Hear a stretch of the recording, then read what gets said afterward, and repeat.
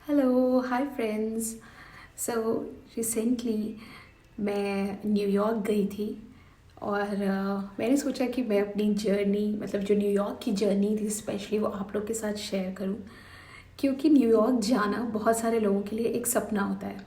और सच में वहाँ पहुँच के मुझे ऐसा लगा like really my dream has come true.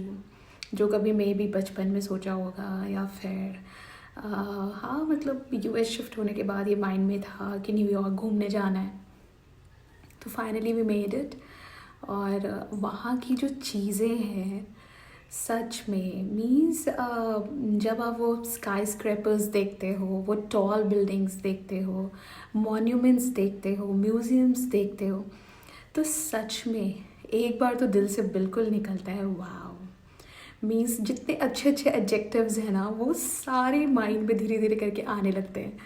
कभी कभी आपको लगता है कि आप बिल्कुल बोलते हो wow spectacular, beautiful, pretty, marvellous, splendid, like it was spellbounded. Sometimes you feel like how they did it। और आपको पता है न्यूयॉर्क इतने पहले इस्टेब्लिश हो गया था। मैंने मतलब उसके बारे में थोड़ा सा रीड किया and I was shock to know that 1624 में उसको स्टार्ट किया गया, लोगों ने इकट्ठा होना शुरू किया।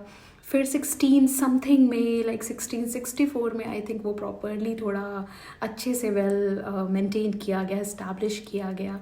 और सबसे पहले वहाँ पर डच पीपल आए थे, फिर धीरे धीरे इंग्लिश पीपल ने उसको टेक ओवर किया। तो बहुत कुछ मेहनत लगी है उस सिटी को, उस प्लेस को इतना ब्यूटिफाई करने में। मैं जब उसके अलग अलग ब्रिजेस में गई तो मुझे बिल्कुल ऐसा था कि मतलब आप कहाँ आ गए हो। And see just observe the beauty of that bridge. जिस ब्रिज पे भी आप खड़े हो जाओ या उसको दूर से देखो तो मैनहट्टन ब्रिज था, ब्रुकलिन ब्रिज था, बाउ ब्रिज था, और एक वहाँ पर एक और ब्रिज है। मीन्स लाइक 3-4 ब्रिजेस हैं वहाँ पर जो मतलब बहुत अच्छे, बहुत ब्यूटीफुल लगते हैं। तो बहुत सारी मूवीज़ की शूटिंग हुई है उनके आसपास। और मैं जब ब्रुकलिन ब्रिज में थी तो मुझे बिल्कुल कल हो ना हो कि पूरा सारी मेमोरीज़ मेरे माइंड में चल रही थी कि अच्छा हाँ यहाँ से शाहरुख आता है और वो जो उसका फेमस गाना है कल हो ना हो वाला वो वहाँ से गाते हुए आता है। तो वो सारी चीज़ें बिल्कुल एकदम याद आ रही थी। और न्यूयॉर्क घूमने पे बहुत सारी कुछ कुछ मूवीज़ के सीन्स याद आ रहे थे। तो ऐसा लग रहा था कि मतलब सही सच में एक बार तो लाइफ में न्यूयॉर्क जाना बनता है। तो आप भी प्लान करिए और बिल्कुल घूमने जाइए। वहाँ पर कुछ म्यूज़ियम्स मुझे बहुत अच्छे लगे थे। जैसे एक American museum of natural history था जहाँ पर उन्होंने बहुत ही ह्यूज पूरा एक स्केलेटन खड़ा किया हुआ है डायनासोर का। और कुछ 3-4 स्केलेटन्स हैं ऐसे ही। और कुछ एनिमल्स, और भी कुछ एनिमल्स हैं जिनका उन्होंने बहुत अच्छे से पूरा एक जगह पर असेंबल करके बनाया है। बहुत सारे कल्चर्स दिखाए हैं डिफरेंट डिफरेंट कंट्रीज़ के। और उसके अंदर आप गैलरी है, एक फ्लावर्स का एक सेक्शन है पूरा, और कुछ हिस्ट्री को लेकर काफ़ी कुछ चीज़ें आपको वहाँ पर जानने को मिलती हैं। It was very nice, it was very informative, very very very good experience, it was a good experience. फिर जैसे आप तो जानते ही हो कि न्यूयॉर्क का जो सबसे फेमस है दैट इज़ टाइम स्क्वायर।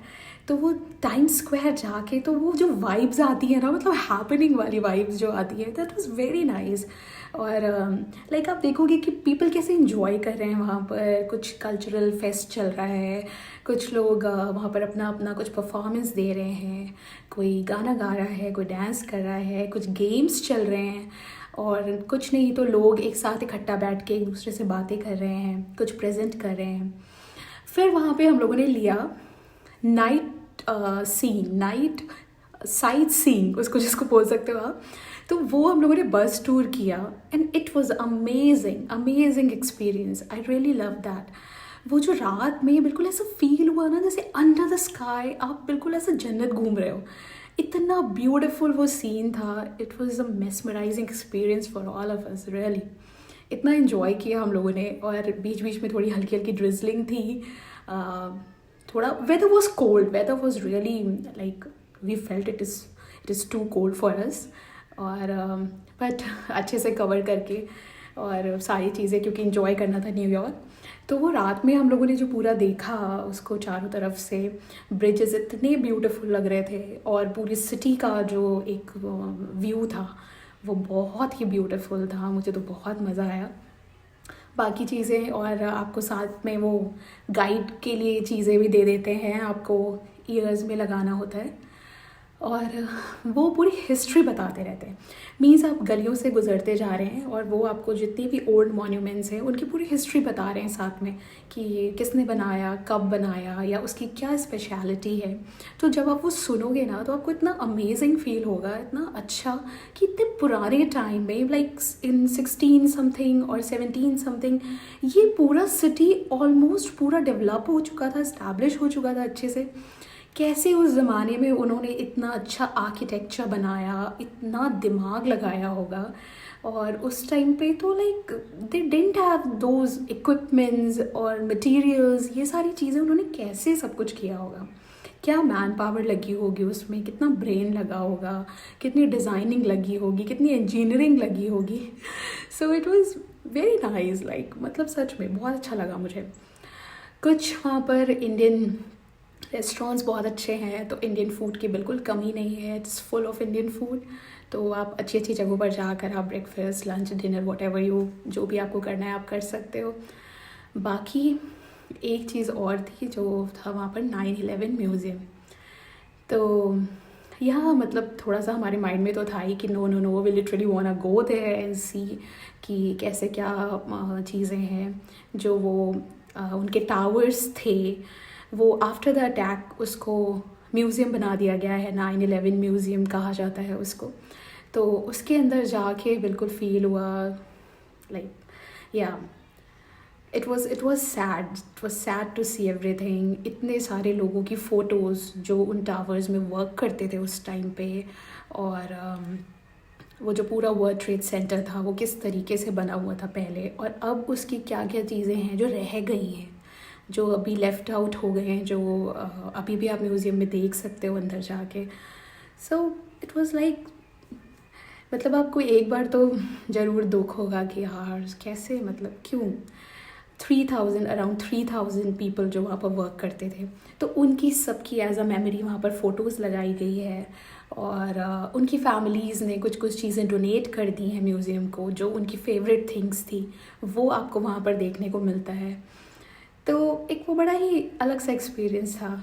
और जहाँ पर मेमोरियल बना दिया गया है वो भी एक प्लेस है, उधर थोड़ा सा ऐसा छोटा सा वाटर टाइप का उधर बनाया गया है।